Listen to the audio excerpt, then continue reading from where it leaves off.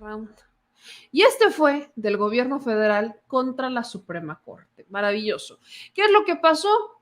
Que la Suprema Corte, alguien filtró información relacionada con el proyecto del ministro Alberto Pérez Dayán, que todavía no presenta, apenas va a presentar, relacionado con el plan B del INE.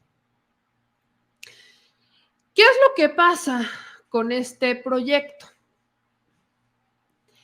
El ministro Pérez Dayán ya había, o sea, al menos en su proyecto, para que me entiendan, determina que se tiene que poner en pausa el plan B de la reforma electoral por supuestas irregularidades.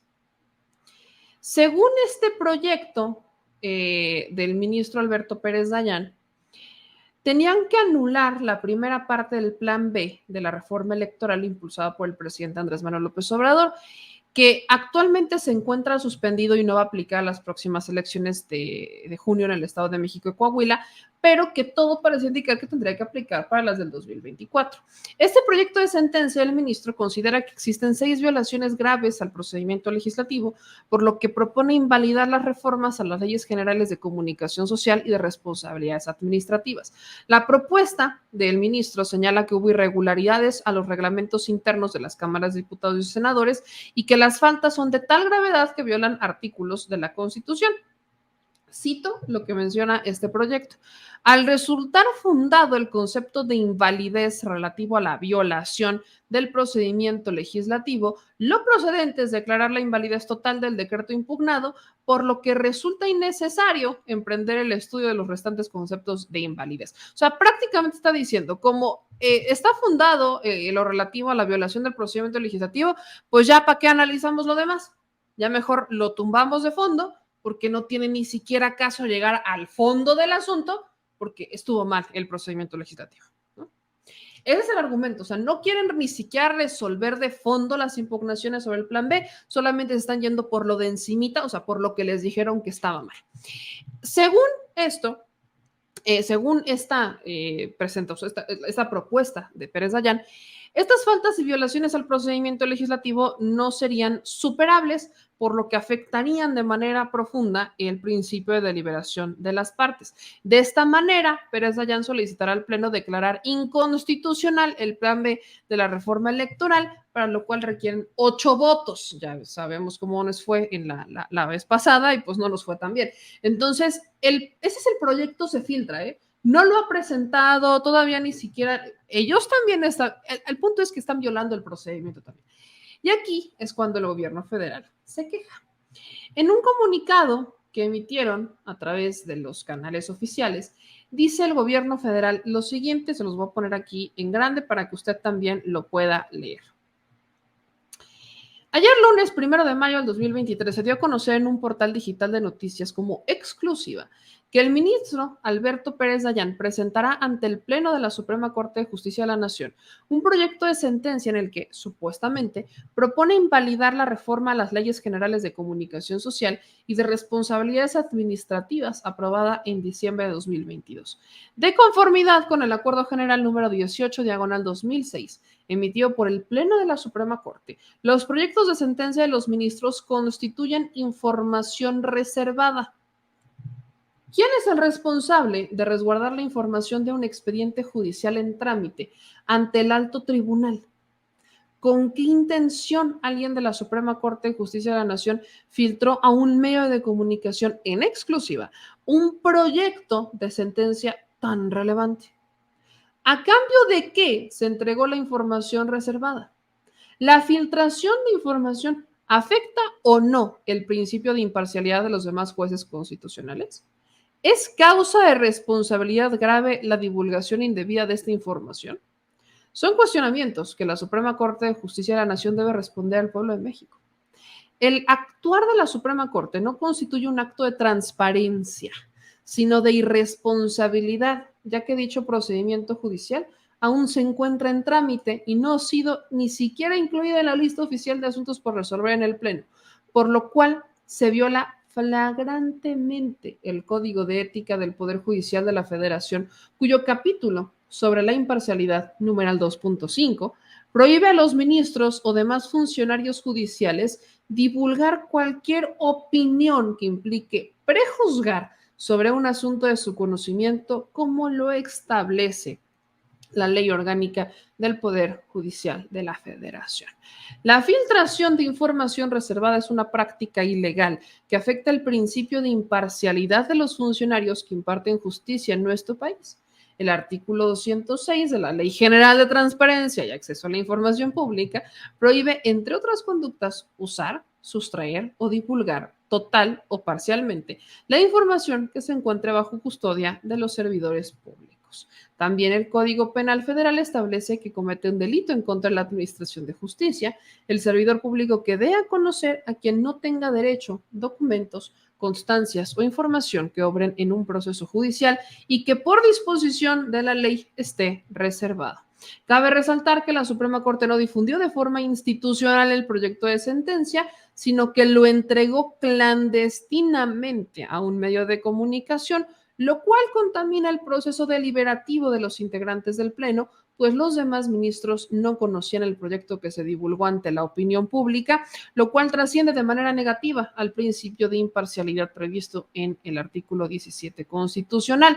Los jueces no solo hablan por sus sentencias, sus actos también demuestran su talante republicano y el respeto al Estado de Derecho como servidores públicos. Por esta razón, se espera que la Suprema Corte inicie de oficio la investigación interna que corresponda a efecto de deslindar responsabilidades y evitar en futuros casos este tipo de conductas ilegales. El alto tribunal está llamado a ser ejemplo de pulcritud en el desarrollo de los procedimientos judiciales, ya que juzga con rigidez los actos de otros poderes y al no existir instancia legal que revise su actuar lícito, corresponde al pueblo de México exigir a cada juez el apego irrestricto a nuestra Constitución y demás leyes que de ella emanan. Por acá debo tener un audio de golpe. Permítame, déjeme lo busco.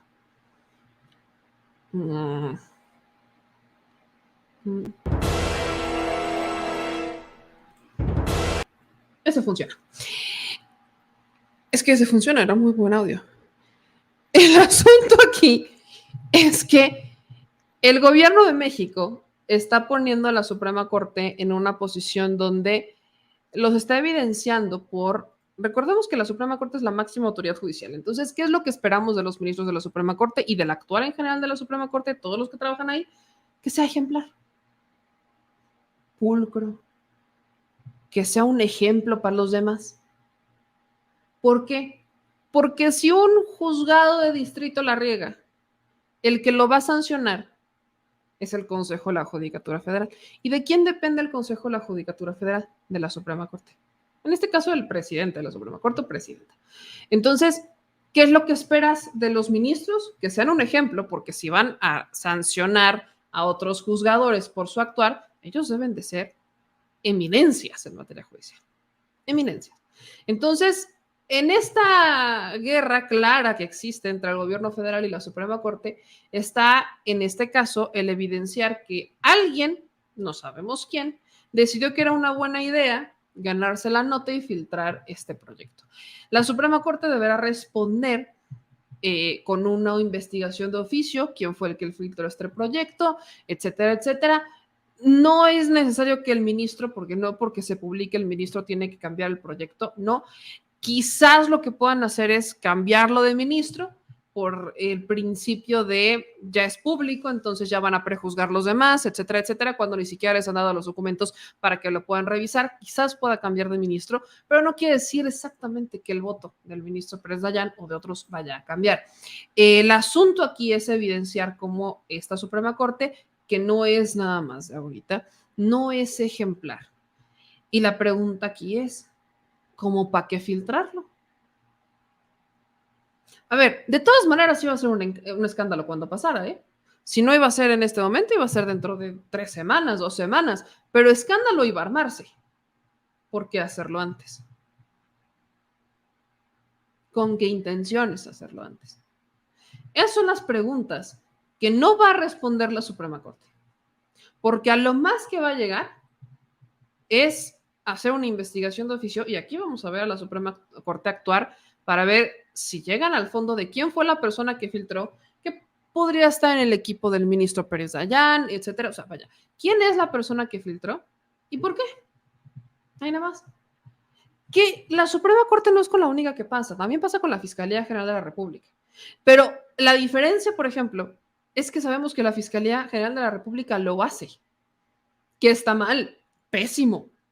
Pero también la Fiscalía, en vez de informar, y esto es de la Fiscalía General, en vez de hacer una rueda de prensa e informar a la gente controlando la narrativa, entonces le mandan la información a sus medios de confianza para que estos medios de comunicación la editorialicen y entonces la publiquen. Y cuando le pides a la Fiscalía que se investigue, ¿qué creen que pasa? Nada.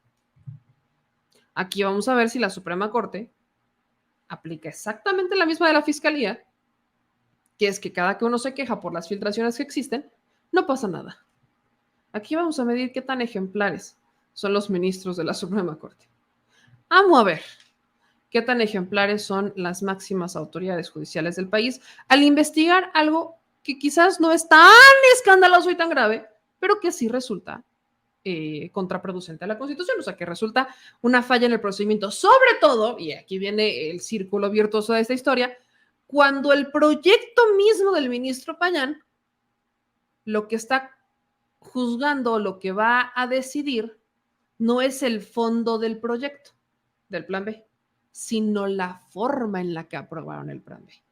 Entonces, si aquí estamos hablando de las formas y no los fondos, ¿con qué cara el ministro Pérez Dayán va a hablar sobre vamos a declararla inconstitucional porque no la aprobaron conforme a los procedimientos legislativos, cuando ellos ya están violando los propios procedimientos judiciales al filtrar una resolución que ni siquiera ha sido puesta en la mesa a sus compañeros? O sea, ni siquiera es como que la subieron, la publicaron, ahí está. No, o sea, no ha llegado ahí.